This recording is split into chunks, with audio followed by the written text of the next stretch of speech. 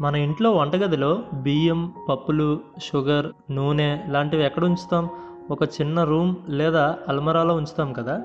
So, దాన్నే మనం ఇంగ్లీష్‌లో ఒక పదంతో పిలుస్తాం. ఆ పదమే ప్యాంట్రీ అనే వర్డ్‌తో చెప్పొచ్చు. దీన్ని ఇప్పుడు మనం డీటెయిల్‌గా తెలుసుకుంటే, a small room in a big house, hotel, ship etcetera where glasses, dishes, spoons, food etcetera are kept అని.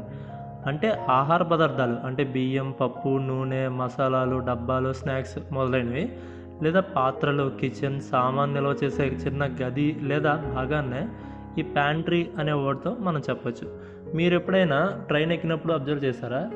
ట్రైన్కి మధ్యలోనే ప్యాంట్రీ కార్ అని ఒక కోచ్ ఉంటుంది.